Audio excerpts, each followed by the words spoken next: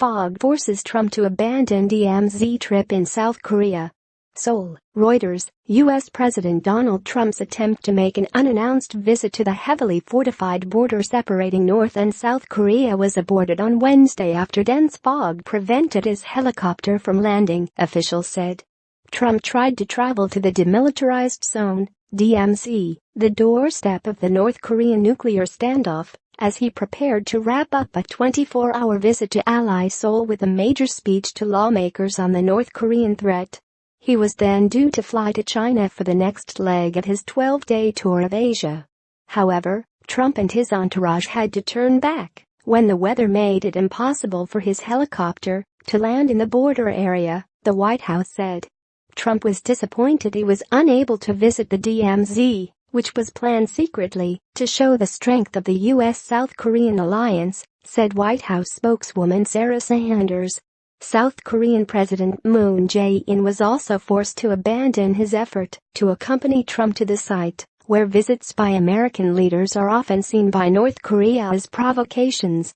The fact that they were still planning for it showed the strength of the alliance, Sanders said.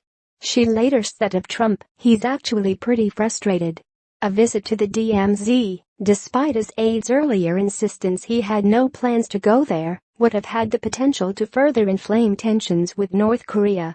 Trump had dialed back some of his bellicose rhetoric towards North Korea on Tuesday and instead took more of a carrot-and-stick approach, warning Pyongyang of the U.S. military buildup he has ordered in the area, but also offering it a diplomatic opening to make a deal. While Trump presented no specific solution to his toughest global security challenge, he spoke in a more conciliatory tone on Tuesday at a time of growing fears across East Asia of the prospects for military conflict. It contrasted markedly with his earlier threats to totally destroy North Korea if it threatened the United States, and the personal insults he exchanged with North Korean leader Kim Jong-un after the North's most recent missile and nuclear tests. It remains to be seen, however, whether the unpredictable Trump will build on this approach or return to the more confrontational language that has characterized his handling of the North Korean issue. Trump's official talking points for his Asia tour showed that he intends to use Wednesday's speech to South Korean lawmakers in part to contrast South Korea's amazing rise with North Korea's sad, backward state and to urge resolve in the South against Pyongyang, according to a confidential document reviewed by Reuters. He was also expected to condemn Pyongyang for its poor human rights record. Seeking China's help, Trump will then fly to Beijing where, according to senior administration officials, he will try to convince a reluctant President Xi Jinping to squeeze North Korea further with steps such as limits on oil exports, coal imports and financial transactions. Previewing his Beijing visit, Trump told Tuesday's news conference in Seoul that China and North Korea's other giant neighbor, Russia, were among countries whose cooperation will be crucial in getting North Korea to rein in its nuclear and missile programs.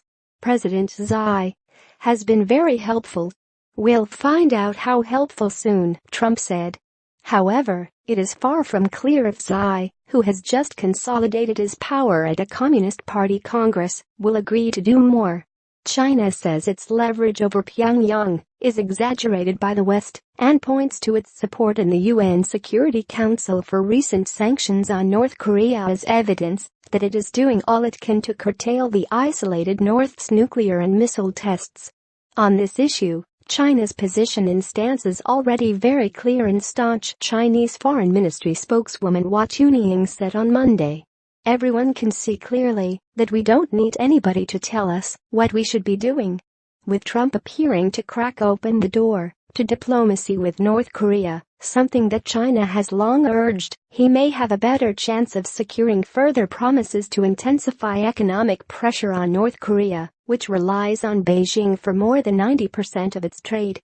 North Korea's Kim, however, has seemed willing to risk snubbing China when he deems it useful as he pursues development of a nuclear-tipped missile capable of hitting the U.S. mainland.